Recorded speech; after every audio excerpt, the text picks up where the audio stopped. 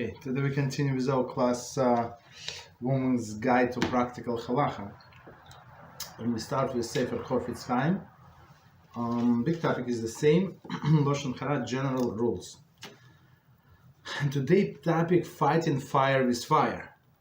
We have seen that one must be prepared to make sacrifices so that the laws forbidden speech not be violated. So we did learn not last time, but the time before that. So it's one of the negative commandments, and not to violate negative commandments, a person must be ready to forgo everything that he has. In this world, in the world of business, when one's product is maligned by competitors, the natural and predictable reaction is to respond in kind. Such is not the way of the Torah. There is no basis for the notion that one who has been object of the Lashon Hara can respond with a counteroffensive of defamation. So what does it mean? If somebody spoke ill about us, so we're not allowed to speak ill about them. Of course, you're obligated to clear your name. For example, if somebody says something that it's not true about you, so you have to clear your name. But in this example, they spoke about your product, right? So you're not allowed to criticize their product. Even, of course, it is true because it's a retaliation. For sure, it's not allowed. Okay, why? And the simple reason is, we said many times, Hashem is running the world. He's going to provide it. Don't worry. Okay, stop here. And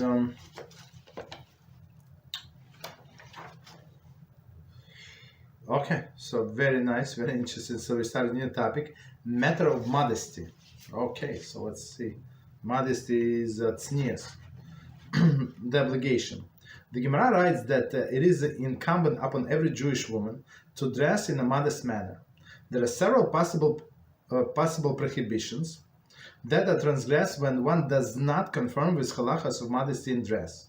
First, the Torah writes that to follow in the ways of non-Jews. This includes dressing in the way they dress. It's actually, I'm looking at the sources, Rambam Avodah Zarah, very interesting.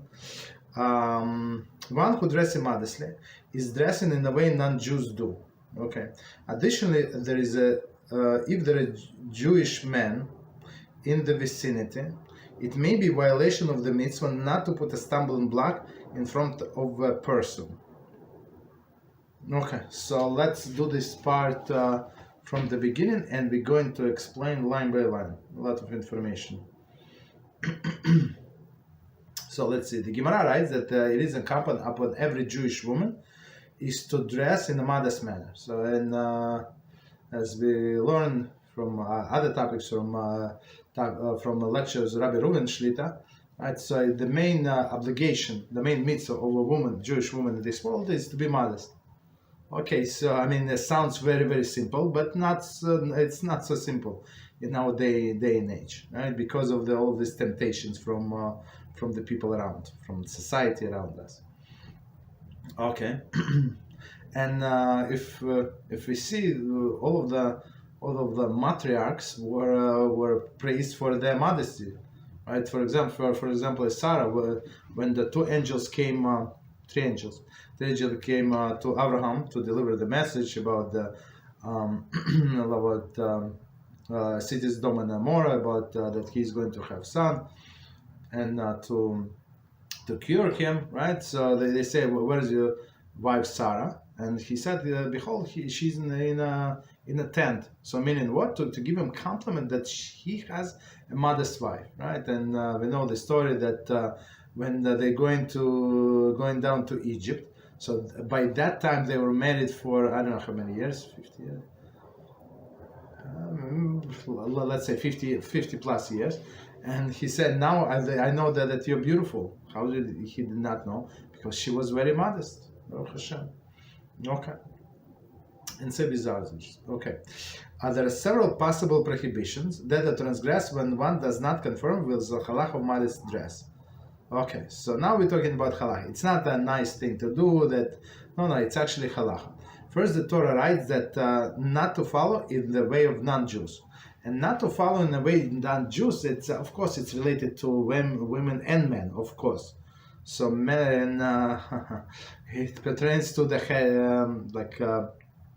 the haircuts, even for men, not allowed to do whatever non-Jews do, right? And all other mode of dress. Maybe even if it's modest, but if non-Jews dress like that, so we're not allowed.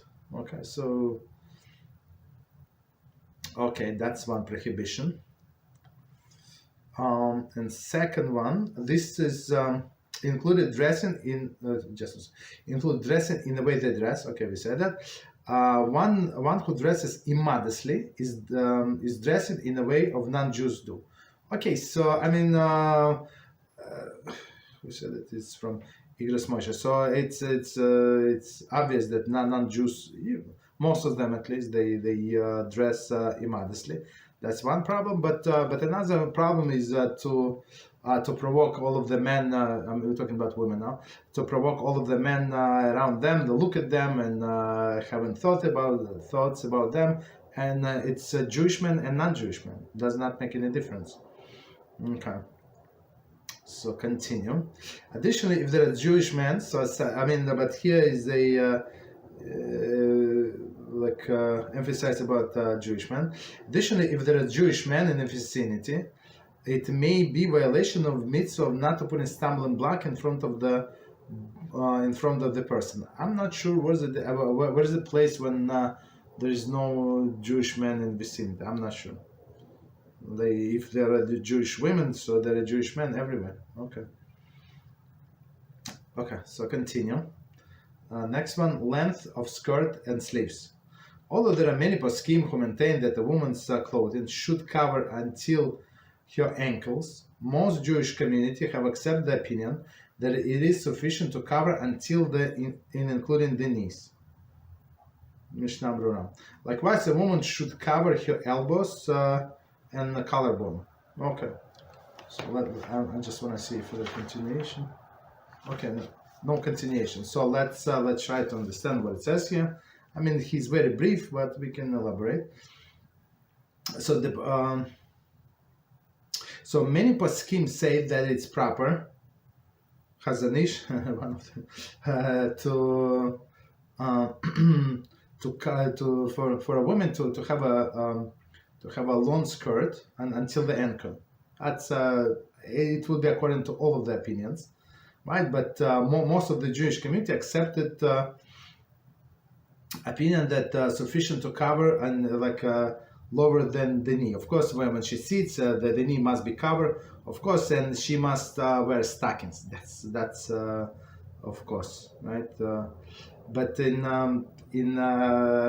according to some poskim, so if she has a very long skirt, she is not obligated to wear stockings. So that's one leniency we can use. And likewise, she should cover her elbow. So elbow for sure. So and it must be covered so that the sleeves must be the way. So if she would hold her hand up, so it would be still covered. So if it's very loose and it's going to go above the elbow, so that's not modest. It's very important. So it's proper to have the full length. But if she has a 3/4, no problem. But she must make sure it's not going to go up. Okay. And of course, collarbone must be covered. Okay. Next one. Married women. A married woman is obligated to cover her hair. This is required by the Torah law. So it's not like it's from Mishnah Berurah 75:10. So it's not like it's a good thing to do. It's fashionable. No, it's actually from the Torah law. In truth, the basic requirement referred to a woman who is in public. Right? However, poskim stress that the fact that many have the opinion that even in the privacy of your home, your hair should be covered. Biur Halacha. Okay. Hassam Sefer. Okay. So let's stop here. Let's try to understand. So of course, when she goes out, her hair must be covered. But technically, in her house, she's not obligated to cover her hair. But the only issue is if your husband or sons need to make the blessing, for example, or learn Torah. That's the only issue, right? If they don't, or they going to turn around, not around, turn away, there is no problem, right? So there is no problem. Okay. However, Poskim says that in fact many of the opinion that even in privacy of her home, her hair should be covered. Of course, I mean again. So if she wants to, if nobody sees her, if she's not going outside, there is no problem. She is not obligated. But if she wants to cover, there is no problem. However, Zohar is very particular that the walls of the house should not see the hair of the married woman's head. Okay, so it's also from Mishnah Brura, Igras Moshe, and Talmud Yoma. Okay, so so that again, it's proper. It's right. Zohar is Kabbalah. We don't judge the Halacha by Kabbalah, but again, it's if they said so, it's very, very meritorious, of course, to do so. Okay. Many poskim maintain that this law requires the entirety of the woman's hair of the head to be covered. Okay, I apologize. I'm checking who said that. Okay. Other poskim maintain that a woman does not violate halacha if she has exposed total 1 hand breadth of her hair in front of her head. So hand breadth, it's a little too much. It's like a fist, but they say three fingers. I'm not sure. Okay. So, and that's what some women do for whatever reason. So they feel a little better to show that they're not bald. They have hair under the hair covering. So they would hold like 1 or 2 finger fold that they would have like open in the front. Okay, no problem. Just one second. Other than okay, so as I say, tefach, which is too much, but okay. I never seen tefach saying. I never seen anybody said tefach. I mean, tefach is half of your head. I'm not sure why he said so. Thus, since the width of the head is 2 tefachim, okay, exactly, she should be permitted to reveal half tefach of approximately 1.75 inches. So 2 inches. So okay. So I'm not, okay. So 2 inches, like okay. That's. I think it's still too much, and I'm going to explain you why. Because the hair covering is not going to hold. So the lower it is, the better it's going to hold. Okay. And just for the information, some people what they say. So I ask that like how like especially if they buy like silk hair cover, it's not going to stay in place, or chiffon, or like all of these natural things. So what we suggest there is like I don't know what is it, like headband for the wigs. And it has like a special special thing that it's going to hold onto it. It's very good. It's very, very good. Of course, like a few dollars, but it works perfectly. Right? Okay. And it's going to stay in place. Okay. Okay. One second. Even this poskim point out that it is befitting to be stringent and not to expose even this amount. Okay, so it's. I mean, if she would need so much for us for the confidence or whatever, like to expose a little, there is no problem. Again, there is no problem, but it's proper, and that's what we suggest to all of our students, just to cover completely, and that's it. So don't go into all of these opinions. Okay. Continue. Custom varies as to what the methods is preferable to cover the hair. Some maintain that there is a hair may be covered with a wig, while others say that only type of the garment of the head should be used. Okay, that's Shulchan Aruch. One should ask rabbinic authority in the final rule. Of course, we know that today all of the wigs even the modest one, the most likely they came from idol worshippers, and we are not allowed to use to derive any benefit from the idol worship. Even it's one hair, it's also forbidden. And as we know, every week consists of several weeks from hair from several people. So it's not like from one person to another. Okay, so even if it's modest, it's still a big possibility there is avodah zarah on her head, and every second she has this week, of course, it's sin from the Torah. Okay, so again, Shulchan Aruch says better to have hat, or they do turbans, they make tichel, they make special hats, like I don't know what is it called? I mean, these hats. Somebody asked it. Like many people ask it. Like why they have to be black or dark green or these ugly colors? Absolutely not. They could be different colors. Whatever colors it is. It's like a crown. It's like she's Bas Melech. She's daughter of the king. So she's wearing crown. Crown does not have to be ugly. And my wife always recommend to put some kind of the decoration. So I mean, there are many like ways how to decorate it, make it beautiful, make it amazing. Okay. Okay. Continue. Girls and single women. Girls and single women are not required to cover their hair. However, a widow, a guna, or divorcee does not need to cover her hair. Does need to cover her hair. So okay. So let's do this again. So girls, meaning girls, and single women are not required to cover their hair. Their hair, of course, it must be modest. It cannot be long. It has to be like very, very modest, right? Even if she has a long hair, but it must be like contained. Okay, even okay, for single women. A widow, a guna is widow is somebody who is whose husband passed away. A guna is the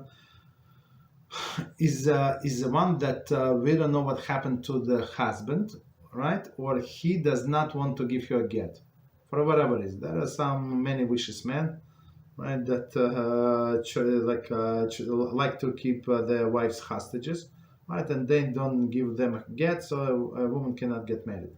Unfortunately, it's very unfortunate situation, right? But it exists, right? So this woman or divorcee, right? So they do need to cover their hair, and the simple explanation, it's not here, but the simple explanation is that after she started covering her hair when she was married at one point, so she sanctified herself and she went up in holiness. So we never go down in holiness, right? So that's why, even though she's not married, so she must continue covering her hair. Of course, there is a leniency. It's in this specific case. What is the leniency? So if she's going to shidduchim, right, she needs to get married. So if it's like on a date, she's allowed, according to at least some of our paskim, to come to the date without the hair covering, because it is for constructive purpose. Because why? Because this man must see what he's married to. Okay, no problem. But otherwise, she continue covering her hair. And okay, continue. There is a debate in the Poskim whether this obligation from the Torah or mere rabbinic. In a case of great need, a widow of the Rosi should ask rabbinic authority about possibility of being absolved from this requirement. And it's actually from Igras Moshe, and as I said before, I learned with somebody Igras Moshe for several years now. I mean, it's like 10, 15, 20 minutes a day. Very interesting. So I remember this part. So the woman was afraid that she wanted to get a job.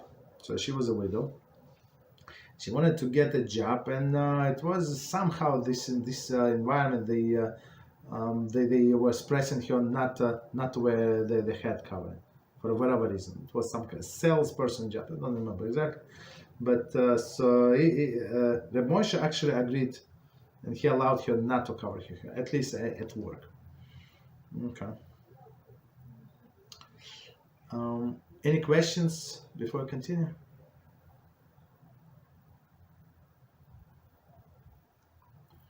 Okay, no problem. Continue. In the presence of in the man's presence, it can happen that a man is in the presence of a married woman whose hair is uncovered. This is especially common when a husband and a wife alone. A man may not recite a blessing or a prayer in sight of the hair of the married woman, even his wife's. Many poskim maintain that this holds true even if many women in a particular community do not cover their hair, although some are lenient in this regard. Aruch HaShulchan, I actually learned inside what Aruch HaShulchan is saying, and we're going to discuss it. It is the best to be strict. Igras Moshe and etc. Okay.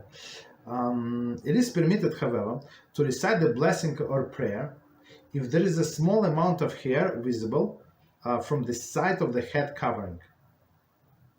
Okay. So let's do this part again, and just so you know, the hair on the neck, right, on the neck of a woman, are not considered to be hair that halakhically forbidden. So there is no problem whatsoever. So because some women they like very like careful, and they trying to hide like the hair like on the back. It's not necessary, right? Whatever neck is a different story, not obligated. So let's do from the beginning, and we're going to explain. It can happen when a man is in the presence of a married woman whose hair is uncovered. Okay, this is especially common when husband and the wife are alone. Okay, so as we said, so even in the presence of your wife, you're not allowed to say blessings. And let's say it's only husband and wife, Friday night. I'm just making saying for example, right? And he's making Kiddush, so she must cover her hair. Otherwise, he has to like turn his body to the side, which is kids would not understand what the father is doing. So it's proper, even though they're alone, only them and kids, no guests. So it's proper for her to cover her hair, right? Otherwise, he cannot say Birchas Hamazon and other things. So that's the problem. Okay. A man may not recite the blessing of prayer in sight of the hair of the married woman, even his wife. So that the problem arises when you have this guest and you try to do kiruv, right? You try to bring this guest, right, to your house, and maybe you succeeded in explaining that when she should cover herself, don't come with a tank top or something. Right? That's already big achievement. But to understand that she has to cover her hair, it's a little too much. I mean, in most of the cases, we just leave it alone. That's that's too much, right? So what do we do? So so a man, let's say the host of the house, so he's not allowed to say Kiddush. So I'm extending here, and she's let's say on my left, like her husband, and then she sits next to her husband. So I'm not allowed to say Kiddush. So she's married. Okay, she's married to this guy, right? And I'm not allowed to say it. So there are a few options. So you can pretend that you look directly in the book, like you forgot the words. You didn't say this Kiddush for 500 times, or I don't know how many times, like or you cover, you said like this, maybe like play stupid, or just turn to the side, do something, but you're not allowed to face this woman. Okay. Some people we have a case. So the guy asked me. He said, "Rabbi, it's very good, but I have this my brother and his wife on one side, on the mother on my on another side, and they both married. They do not cover their hair. So what should I do?" So I told him, like, you pretend that you're a Kabbalist.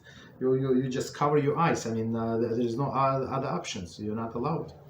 It's very interesting, and that's exactly what he did. I mean, he said that how I couldn't think about it before. Okay, that's one of the things that we do. Okay, so not allowed to look at the hair of the married woman, even if she's your wife. Many poskim maintain that this holds true. Even many women and particular community do not cover this hair. Mishnah. So we don't go by so in some aspects of halacha, and we learned before. So we go like whatever community, whatever practice in that place, right? Is and one of the examples just that came into my head. It is called the minchag ha'olam. So like practice of the world. That's what people do. And minchag ha'olam, for example, is when you eat cake, right? So if you ate kizayis of cake, that's all. It only was like 1 ounce of cake, 28 grams approximately, right? So of course there is not kizayis of flour there, right? There is like a cream on top. There is a jelly, like this and that, nuts maybe, whatever, sugar, other things, right? For sure there is not kizayis of flour, but minchag ha'olam, we say, even it's like that's what people accepted upon themselves. So we actually can say the after we ate this kizayis of cake, so we say ala michya. Even though other poskim disagree, they say anyway eat more. But basically, if somebody said that, because it's became like a minchag of the world, okay. But if it's a minchag against the Torah, right? So against the Torah, meaning the women are not do not cover their hair, and it's in majority of the places, I guess, right? In all of the modern places, they didn't or cover with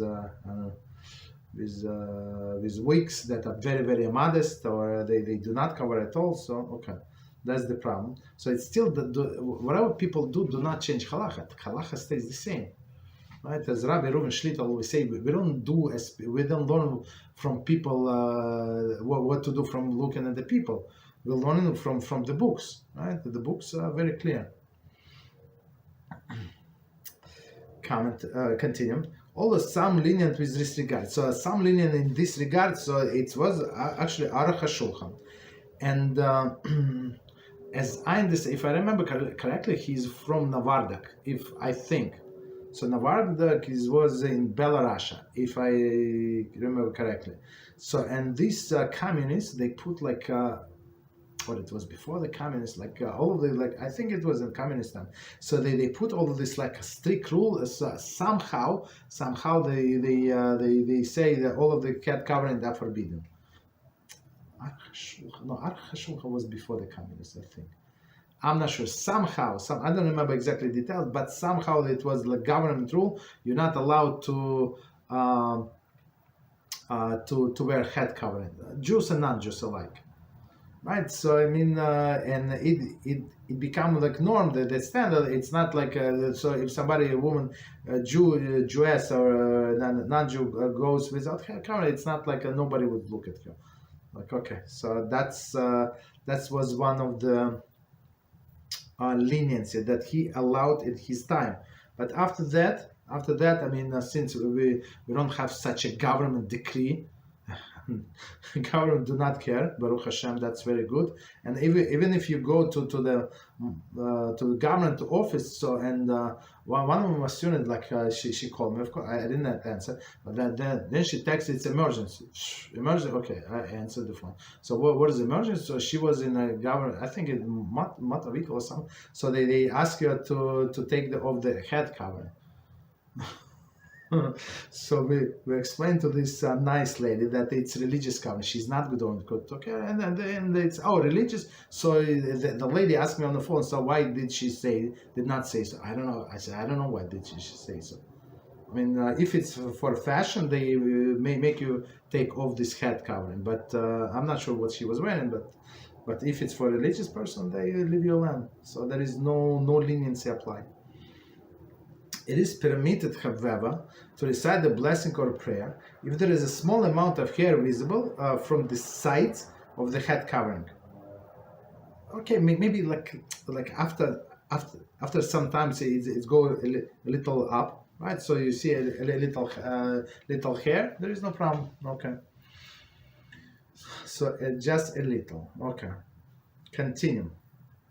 If a woman has exposed part of the body that is usually covered, that is above the elbow or the knee, a man is not permitted to recite the blessing and the prayer while looking at those parts. Shulchan Aruch. Okay. So, and we're talking about one's wife, right? So even though she's allowed, there is no problem. Again, there is no problem for her to walk like this in a house. Right, the only issue is for a man to say the blessing.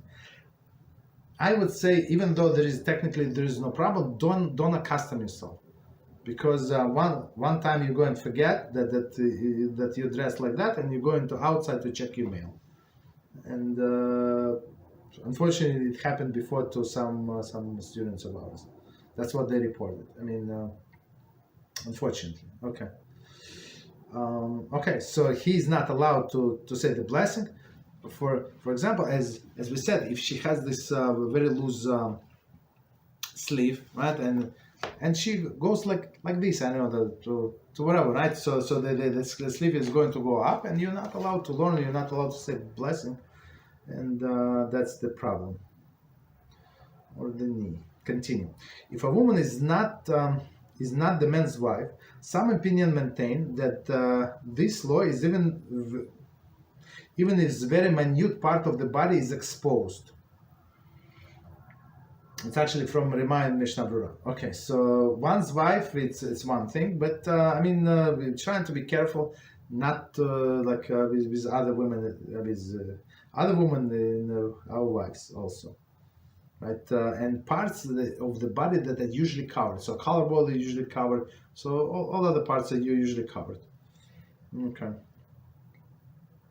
If woman is If woman is his wife, it applies only a tefach of the skin is exposed. Okay. So, but tefach is a lot. Okay. So it's a tefach above the elbow, the tefach above the what is it? The knee. Okay. So the tefach above the knee, meaning that the whole knee is exposed. Okay, so that's of course. I mean, as he say, you can apply, you can rely on this leniency. It's from Rema, but we try not to rely on this. The halacha is the man may not recite the blessing or pray in front of the woman. Begins only when the girl is of the certain age. Some opinions say that it begins at the age of 3. From Bir Halacha, right? While the others say that begins from approximately 70 years old. So meaning at the age of 3. So according to this, 7 is the opinion of Chazon Ish, or Chaim 16:8, right? So it means that you're not allowed to see this 3 years old cute baby, right? With a short sleeve, basically, right? Or in a shorts or something. Okay. And another opinion is 7 years old. So that's already a problem when in some shuls, and I'm not sure where this rabbi is looking. So I mean, some men, they do not know better, or because the wife is at home, so he would bring his girls to the shul, and she would sit on the men's section. They're absolutely not allowed. Even though she dressed, especially 7 years old, sometimes In a show when a down some like clown brought, I don't know, the girl maybe 9 years old. Of course, he said closer to the end of, I understand there is no wife, but who told you that you're allowed to bring? So stay home, right? At least if you stay home, you did not do rabbinical mitzvah to go to shul, but at least you did not do avera, right? Maybe it's even from Torah. I don't know. Okay. Because technically nobody is allowed to pray in that place. Okay. Continue. Any questions on what we said?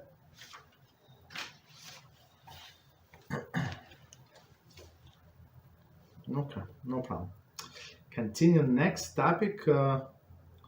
In woman's presence, a woman may recite blessing and prayer in front of another woman whose hair is uncovered. According to Halacha, the married woman is allowed to recite the blessing and prayer when her own hair is uncovered. But many have a custom not to do so.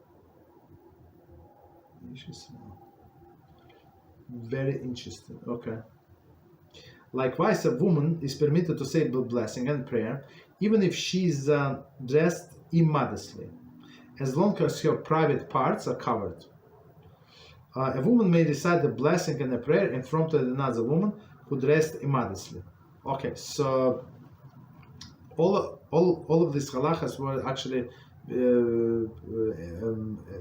man in front of the woman, a woman in front of the man. So now between the two women, so that's the law totally different. So only when the private parts exposed, so she's not allowed to say the blessing, or private parts of another woman exposed, so she's not allowed to say the blessing.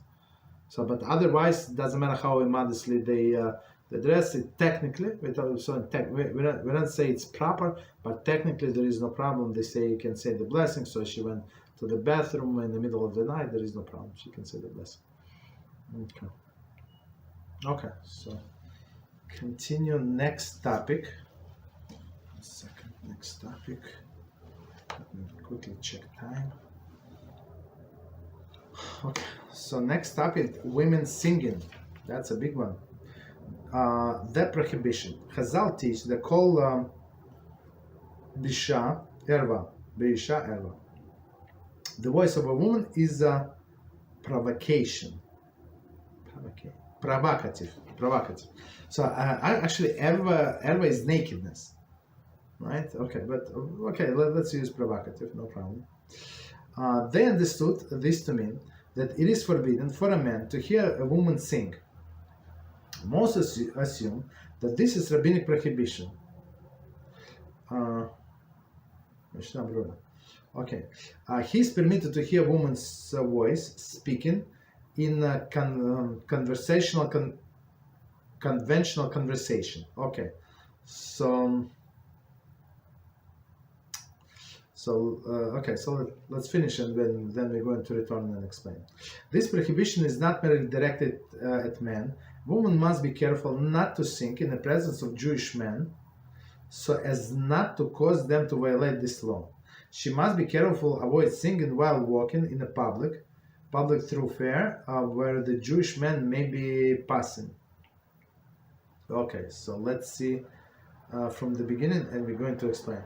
Chazal teach, it's from Brachos 24a, Kol be'isha erva. Okay, the voice of a woman is provocative, as you said, like they consider to be nakedness. So basically, if she's singing, so it's like he's seeing the nakedness and he has to leave the premises. Okay, they understood this to mean that it is forbidden for a man to hear the woman sing. Okay, so only sing. If she's talking, maybe it's not proper to let her talk, and she's okay. That's a different issue. So we're talking about only singing.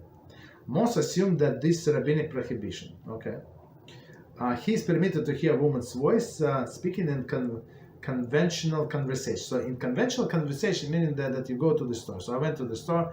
I say, "How are you?" and "Good night," or whatever I said. So no problem. So thank you very much. Okay, so that's good. Okay, that's normal. I would say how much is this, how much is that. That's normal conversation. But beyond that, there is no. We're not allowed like to have a lengthy conversation with a woman if it's not for consumptive purpose. Okay. Okay. And especially the problem is when a woman is like giving lectures, or even like she's a speaker, she's teaching you whatever. That's also a problem. So continue. This prohibition is not merely directed at men, right?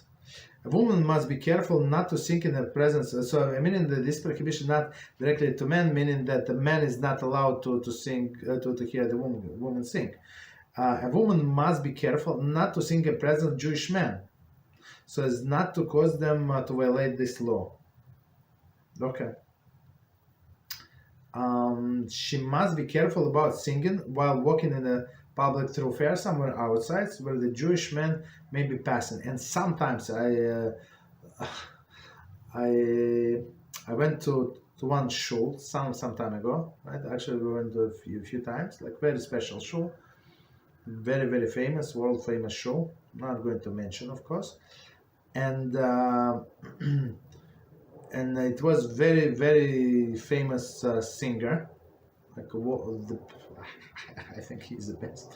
Okay, singer, and he was leading Kabbalah Shabbos, like it was 3 hours Kabbalah Shabbos, just so we understand, right? So 3 hours Kabbalah Shabbos, and my wife, after we finished, she told me that you're so lucky that you stood like by the bima. Okay, I was when the action is, right? By the bima. Why? Because the women are so spiritual in that show. They sang so loud, so even louder than men. But since I was next to like this Chazan, next to all of these people who were congregated there, so I could not hear. But women, they just sing. I mean, they had a good time. Very interesting. She must be careful about singing while walking in a public thoroughfare. But sometimes, like in the shuls, they do sing. Somebody, but okay, it's a proper for other women to stop them, so they're not allowed to sing. Okay, continue. Next one, a group of women. Most poskim state that a man may not listen to a group of women singing together. This is important for girls who are going to a school, to school, or a camp trip, travel in a bus with a Jewish driver. So what is the problem? I mean, why this? There is a question to begin with. It's very interesting. So I'm going to explain. So it says that you're not allowed to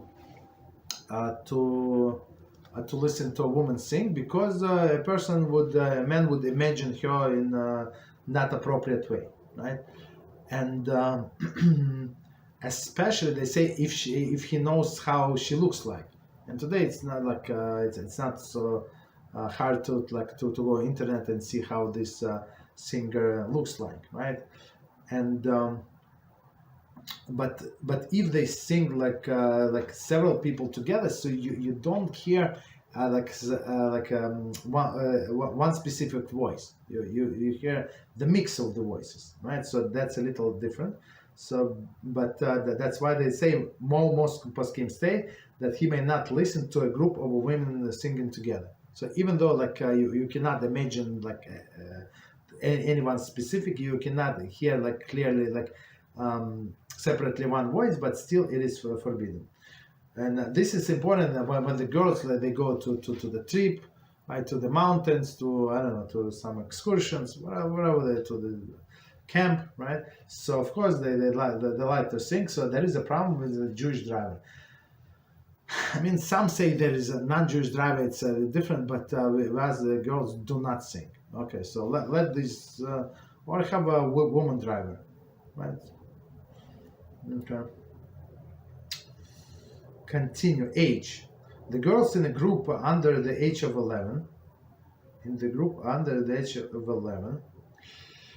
In a situation when male feels he must be present during the singing, for example, father attending a child's school performance, or a musician. It's actually from Igras Moshe, I remember the one. Playing for a group of a girl, he may be lenient. However, it is praiseworthy to avoid the situation if at all possible. Okay, so the question was asked of Reb Moshe. So it's Jewish school, Beis Yaakov, a little, the way I understand, a little on the mother's side, and they had a play, and all of these girls were like 10, 11 years old, right? Maybe younger, 10, 11. And so this father asked if he's allowed to go. So because his daughter wanted to be like there, that says, I mean, even though he said it could be lenient, but because proper, especially for a God-fearing person, not to be there. Okay. Continue. A boy above the age of 9 may not listen to the woman sing. Okay. So why is that? Because in some sense, the boy above the 9 years old, in some sense, he's like adult. In some sense. It's very interesting. Okay. So, and that was, I think, if I remember correctly, it was the age of Yehuda's boys, right? The married Tomaras. They were not adults. They were 9, I think, 9 and 10 or something like that. Okay. Relatives. According to strict halacha, a man may listen to his sister sing. All the poskim say it is preferable not to. Okay. A man may listen to his mother, daughter, or granddaughter. Okay, even though like we try not to, but okay, if like very like a man is allowed may, he said may listen to the mother, daughter, and granddaughter, meaning those are 3 women that he's allowed to be in secluded area, right? So with all other women, a man is not allowed to be in secluded area. Okay. We'll continue. It is permitted for a woman to sing in front of her husband when she is in state of tahara. Okay. So why? Because we said it's the voice of a woman is very provocative, right? So if she's tahara, meaning if she's a pure, they can be together. So there is no problem, right? There are varying opinion whether she may do that at other times. Most poskim forbid it. Igras my chest. So don't put yourself in that situation. So if she's nida, she's not pure. So don't sing to your husband. Okay. So I guess we can stop here. And there were a few questions that I want to address on a chat. And next topic is very, very interesting, Yichud. So that's what we mentioned. Okay, and it looks like he covers it extensively. Very interesting. It's very, very proper, right? Meaning that a Jewish woman is not allowed to be in secluded area with a man. Okay, so we start here. So 1 second, I took pictures. 1 second.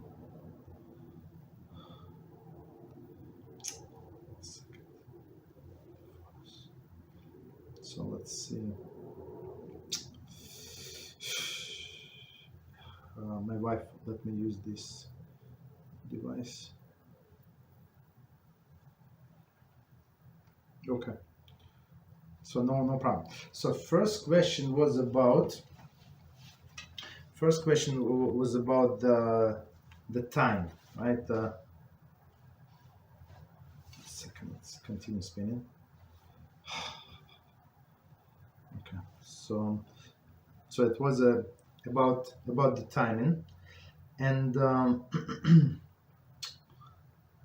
second. I'm not sure how to stabilize the screen so it's not spinning. Sorry. Okay, no. So about the time, and the question was asked, what is Rabbeinu Tam, right? So Rabbeinu Tam. Okay, so 1 second. I'm trying to.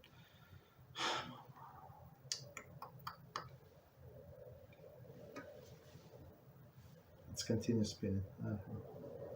Okay, let me. I apologize for this. I'm not sure how.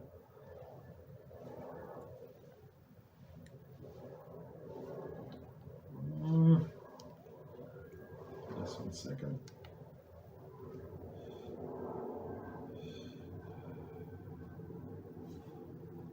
It's upside down. Okay, no problem. So Rabbeinu Tam goes. It's not when the day starts, right? I mean, it is when the day starts, and the day starts at the nightfall. The day starts at the nightfall, meaning what? That when the night begins, right? So and according to some opinions, the night begins when you have 3 medium stars. So it's like depending where you're in the world, it could be what is it? It could be like 45 minutes, but Rabbeinu Tam said it's 72 minutes. So somebody who wants to be strict and who wants to observe, go like according to Rabbeinu Tam, so that person is going to observe Shabbos for 72 minutes more. But morning starts at dawn, right? And morning starts at dawn, and some poskim count from dawn, right, until the nightfall, and other poskim count from the sunrise and until the sunset. So the difference between sunrise and dawn is it's maybe like even I think it's more than 1 hour. I mean, of course, it depends where you live in the world, but maybe even but more than 1 hour for sure. Okay, and of course it plays a big role. And I'm going to read what it says here. Change again. So it's Chatzos Laila. So Chatzot Laila. I'm looking at the picture that was sent in the chat. So Chatzos Laila is 1:04 a.m., meaning it's a midnight. It's a halachic midnight. Alas Hashachar. Alas Hashachar is a dawn. Right, it's first light. There is no sun; it's just dawn.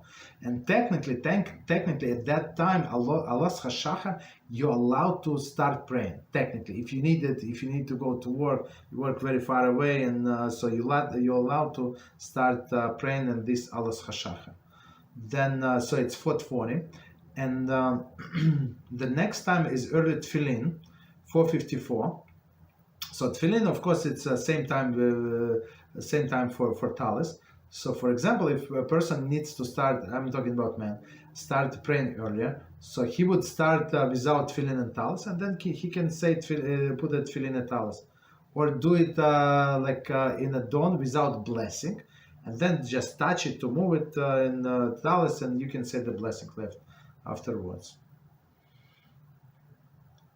Okay, Chanetz Chachama, it's like a sunrise, right? It's a sunrise, and why is it significant to know when the sun rises? So it's proper. I mean, if it's possible to start Shmona Esrei, the best Shmona Esrei is actually with a sunrise. So that's we have this minyanim nets. They call it nets.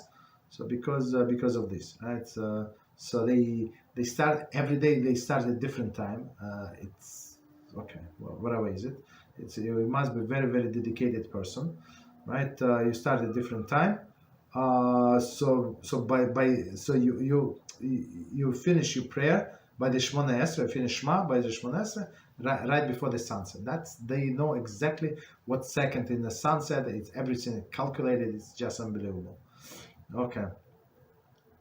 A late Shema of Gra. So we have to say Shema until the 3rd hour of the day.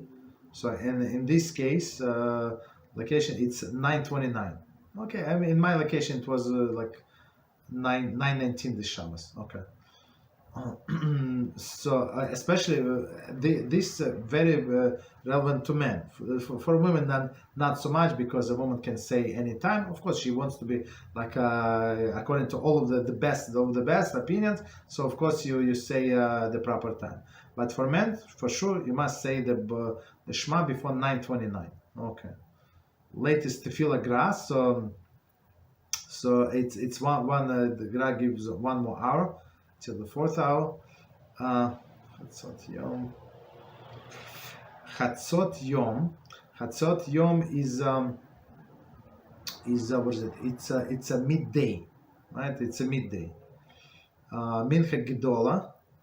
Mincha Gedola is a 30 minutes. It's 6.5 hours from the beginning of the day that you're allowed to pray mincha. So here since it's seasonal hours, it's like what is it? 36 minutes. Mincha Kitana, okay, and Plaga Mincha. Plaga Mincha is earliest time that you're allowed to accept Shabbos. So in this case, it's 6:46 p.m. Okay. Shkia is a sunset. In this case, is 8:15, and stars 8:51. 8:51. And then you have three stars and Rabbeinu Tam stars. Okay, that's the summary of what we say. Any questions on what we said about this thing? No question. Okay. We did it before a few times, but since the question was asked, so we had to do it again. One second. Again, I'm not sure why it has to be upside down.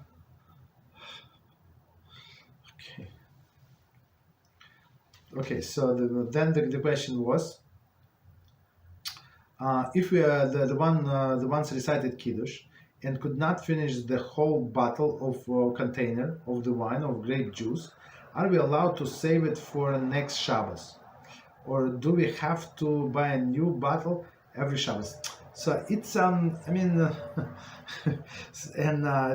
why I'm laughing, because some people they do exactly that, and we came to this family like it was long time ago. So they're very like machmir, they're very strict to buy like only new bottle of wine. So they have like unfinished bottle like I don't know 50 I don't know not 50, like 15 bottles of wine that never finish. I mean, there is no strict requirement to do that. So you drink whatever you need. For example, if for example a woman alone, she's going to drink like I don't know half a cup, whatever, that's enough. So you next morning another half a cup, like enough for revies, and that's it. So leave it. You can use one bottle over a month if you want. If you don't, not such a big drinker, there is no problem. Juice or grape juice or wine, doesn't matter. You're not obligated to do anything. The only thing I would again remind, so make sure that it's mevushal, it was cooked, because if it's not cooked, it could be a problem if non-Jews eat or somebody who is not Shomer Shabbos eat. But otherwise, if it's cooked, no problem. You can use it for as long as you want. And wine does not go bad. Even you don't have to you don't have to put it in the refrigerator. You can use it like put it on the shelf. Okay, so the next question: if we have a salmon for a Friday night on Shabbos, and it still has a skin on it, do we have to eat the skin, or we can remove it? So the question is, and I clarified why that person was asking the question. It's very interesting. One of the prohibition, and it's actually it's very very important question. So just to remind us. It's the longest chapter of the prohibition of Shabbos, especially in the Shabbos kitchen, is actually borer. It's like separating. It's because it involves all of the other areas. It's not only with the food. It's only with the books. right? So you're not allowed to sort the books also. You're not allowed to sort your socks or whatever you do, or silverware, right? Plates, all other things. Not so simple. So it's a very good question. Thank you very much. So of course it applies to food. And just in a summary, what is borer? Borer is when you separate bad from good. So bad is whatever you don't want. So even though it's edible, so there is no problem. Some people like the salmon skin. They say it's like a lot of vitamins, nutrition, all of okay. So they eat. Now, there is no problem. Some people don't eat. Some people eat chicken skin. Same idea. Some people don't eat the chicken skin because they say it's not healthy, cholesterol, this and that. So for them, this chicken skin, even though it's edible, it's garbage, right? It's for them it's garbage, but waste. They call it waste, not garbage. Apologies. It's waste and food. Waste in double quotes and food also. So the question is so if we have the skin attached, but I would say the same issue with the Friday night. I'm not sure there is no difference. Friday night, when you eat Friday night, it means that you accepted Shabbos, and it's Shabbos 100%. So there is halakha is exactly the same Friday night and Shabbos day. So just to give you the bottom line, we're allowed to take good from bad,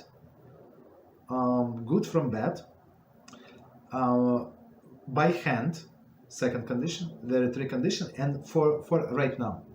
So good from bad, by hand, and for right now. So when they say good from bad, so whatever you want to eat, meaning you don't take skin out, so you take meat of the salmon out, right, and leave the skin alone. There is no problem. Okay. Or another solution, you can cut skin, salmon skin with a little meat. Second, there is no problem again, because you're not separating two. So you left some meat on a skin, right? A second condition when we mentioned with the hand, so it could be like meaning that you're not allowed to use a special equipment. So your fork and knife is not special equipment. So there is no problem. So again, so the bottom line, there is no problem eating salmon with the skin, even though you don't want a skin. Just separate meat from the skin and leave the skin alone, like away. There is no problem. Good question. Okay, next question. Is it okay to vote for fun, even though we know that Hashem is in control and our vote does not mean anything? I mean, it's not forbidden to vote. I mean, of course, the answer is in a question. I mean, it's a waste of time. I would say my personal thing is, if you go to the polling station, you're going to see all of these immodest people, and you're going to stay in line, and with all of you're going to hear all of this immodest talk and stuff like that. So, but if in a place where you go like modest and you like to go, for you it's fun, that you're having pleasure from this, there is no problem whatsoever. I mean, you can go, let's say 9 p.m., 10 p.m. By me, I think they open till 11 a.m. or something. Very late. Okay. It's not that they go, but they block away from you. Okay. Okay, so. But for men, it would not be allowed, because men must learn Torah. Unless you have your headphones and that's how you learn. And there is no immodesty. Okay, you can go. Next question. What if we cannot afford our kids to go to the Kosher yeshiva, seminary? That's a tough question. But do not want to put the kids in a public school. What do we do? So it's unfortunate. It's very, very unfortunate situation. It's not comes up very often. People as parents simply cannot afford. So of course we have to look at this each case separately. Many times yeshivas would give a break, because many yeshivas, just so we know, they get in money from the government as well. Not a complete tuition, of course. But it's not exactly they struggling with money. Okay, so if you disclose all of your financial, you show, and if kid is a good, talented person, and they might take him or her to school. I mean, they give a discount. Maybe you, of course, you sign paper. So if your income changes, you're going to pay more. But that's one option. And another option, it's actually there is a big campaign in many places actually to take the Jewish kids from the public school. And I was actually involved with help several people to go from the public school to yeshiva, right? And it's actually it's unbelievable. It's such a big discrimination. You would not even believe. So people who are religious from birth, they pay full tuition, or okay, maybe they give discount. So these kids that wants to go from a public school to the yeshiva, so they find sponsor and so much money. So these kids go for free. They don't even ask parents to pay anything. I mean, of course they ask, but usually parents, if they're not religious, of course. I mean, you want me to pay money? I better send them to public school. Say, okay. Forget about money. We're going to take him or to take her, and there is no problem. That's a big campaign, right? So, I mean, it depends where people live, but where I live, that's a lot of people, like a lot of not a lot. There are some organizations that's what they do. They try to take the boys and girls from a public school and send to yeshiva. Of course, this yeshiva, you must understand, not the most religious yeshiva in the world, but at least to start with, and then continue your education, Jewish education. That's an amazing start, of course. Okay, so I think we answered all of the questions. Any other questions?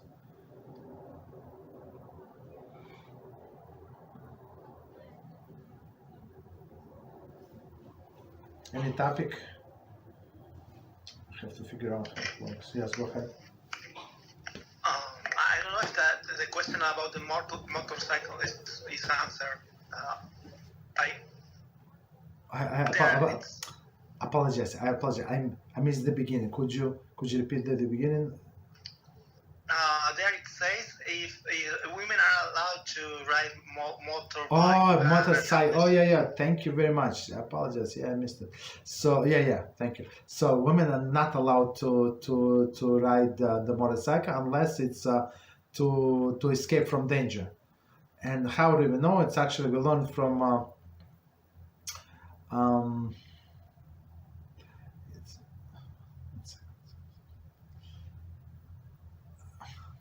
I just learned a few days ago. I'm trying to remember where we learned. So it was something about saddle, right? So women would not go on a saddle on a horse, right? But they say there is a side saddle when she sits on one side, but I don't remember exactly. I mean, okay, but yeah. So basically, before the way she sits, that's the issue, especially on the motorcycle. Some are more lenient with the bicycle because legs are closer together, but still, motorcycle is not it's not a good idea. Okay, thank you. What else? I was thinking about that, but in case of men also, what about performing dangerous activity? No, I mean for men there is no problem to ride in motorcycle. So motorcycle you can compare to donkey. I mean it's just faster, I guess, than donkey. Performing dangerous activities, in most of the cases it's not allowed. So we're not allowed to risk our lives. Okay, put our lives in danger, unless it's I don't know, some extraordinary circumstances when we try to save somebody and there is only doubt maybe you're going to get hurt or not, then it would be allowed. But if for sure you're going to get hurt by saving another person, you're not obligated, at least not obligated. You're allowed or not, that's a different story. It would depend on the situation. Right. Just to continue off the question that Yisro asked. When it's referring to dangerous activities with a motorcycle, can you also take it like, is it like mostly like speeding, like these people that speed? Also, can you take it with cars? Like if you're speeding with the cars, isn't that like dangerous? And that would be like, No. it's not good because you're putting your life on, like, life at risk.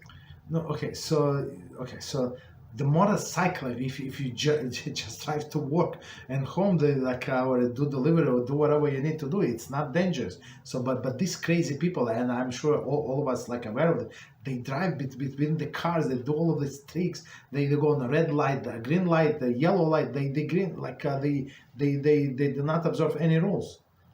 You understand? They speed by me, we have this.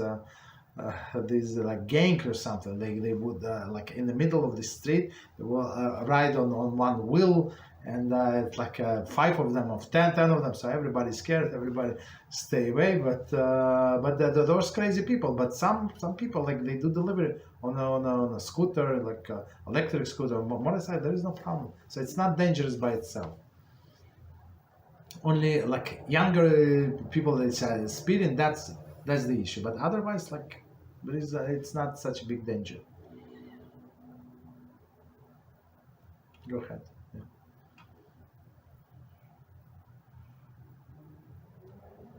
Okay. Any other questions?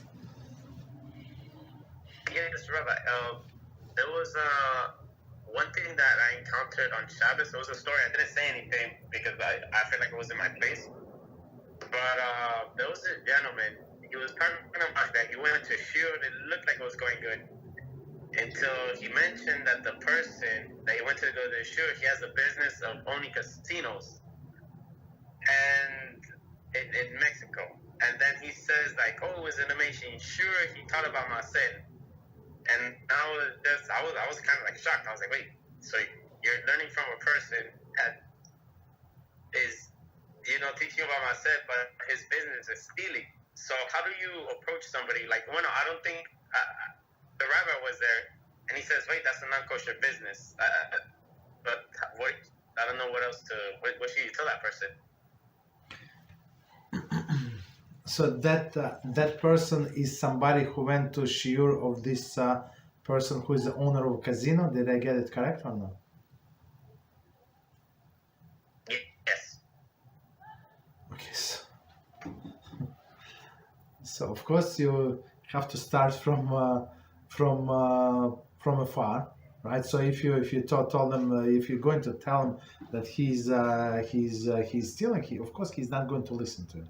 It's obvious. Not only to you, to me also, right? So you have to start from the far and start give him a CD or give him some lecture. I think the best is person to do is Rabbi Reuven Shlita.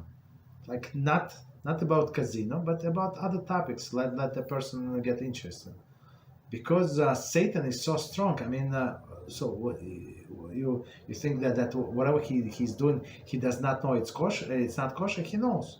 Like deep inside, everybody knows. So where the casino is, there prostitution. Always like it's one hand in hand with the other. All of the other things, right? Not promiscuity. All other like drugs, like everything bad is in this casino or around this casino. So it's like obvious. Everybody knows it. So does he know? Yes, he knows. But if you're going to approach him directly, he's not going to listen. So our approach is not to do something indirectly. And Beezrat Hashem, he started listening, and he's going to change, because the person does not see his obligations. Right? That's what our sages say. Right? Shlomo HaMelech. So just because you said that it's not right, and he said, but 7 different rabbis who I give my maaser, they say that's very good business. Thank you very much. You're a big tzaddik, and you're going to. And I always sit where do you sit? They put you in the back of the shul, and you know where they sit me right on the stage with the rabbi. Guess what? They put me special chair. I build the shul. How much you donate? Right? He went to say $18. I build the shul. I pay the rabbi. I pay this. They love me very much. So yeah. Understand? So of course the ego of this person is not going to allow him to listen to you or to me or to somebody else. So we have to do it indirectly. Give him in the information. Let him start listening to the Musar. You understand? So, but in general, for us. So if a person is a sinner, he knows or he does not know. So it's not allowed to learn from him. So even if a person, you have a person in shul, let's say, and he speaks during the Kiddush, so you're not allowed to learn. Like, the person does not have a fear of heaven. No yiras Hashem. He's going to teach you correct halacha. You understand? As they ask Mishnah Brura, this Chofetz Chaim, that's all, right? They say, Rabbi, Chofetz Chaim completed this his Mishnah Brura maybe a little more than 100 years ago, maybe 110 years ago, like in the beginning of the 20th century, right? So not so long ago, right? So they say, Rabbi, how could you, who are you basically? How did you write this book? And he said, Chofetz Chaim, he was holy man, right? Holy man, and he said, I review all of the opinion of all of the poskim 36 times. Meaning all of the opinion that was written from the Gemara from 1500 years ago, Gemara of course, and all of the opinions 36 times, and only then he would write what correct halacha is. You understand? So a person only like this, so you're allowed to listen to him. If Mishnah Brura said it, meaning that he maybe other people do not agree, or other big poskim, it's irrelevant. I mean, if he in his holiness came up with this solution, so you can rely on it. There is no problem whatsoever. But if somebody who's a sinner, like he teach you that that water is wet, so you're not allowed to listen to him. You understand? Because in Judaism we go by fear of God, not by amount of knowledge. There are many like Apikorsim who know a lot of Torah, but they basically you never know what they're saying is true or not true. When exactly they're going to lie and mix their rotten opinion. So that's a part for us. The part to handle this guy is to start giving him musar. I mean, lecture of musar. Send them and say, I listened to this lecture for a long time. It changed my life. It's so interesting, so entertaining, so this and that, and just give him Rabbi Reuven Shlita. He's very good to change in affecting people's life. Okay. Okay. Any other questions? Go ahead. Go ahead.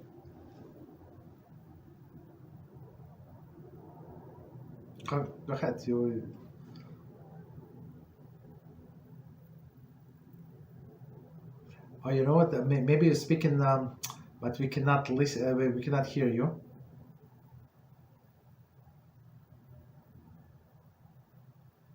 Okay, so now you put yourself on mute. So try again. Maybe it was something with microphone. Okay, no problem. All right, no problem. So if no other questions, so let's stop here. So tomorrow we're going to continue with Kitzur Shulchan Aruch, and again send your questions, whatever, so that there is no stupid question, no silly question. All of us can learn, and all of us can, even if we knew before whatever we said about salmon, this and that, that doesn't make any difference. We can still review. So, and the review is the best way to retain the knowledge. That's the only way to retain the knowledge. Just go. Of course, we're not going to go to the topic again, but at least in summary. And I think everybody benefited from that. Okay, thank you very much, and good night until tomorrow. Thank you. Bye.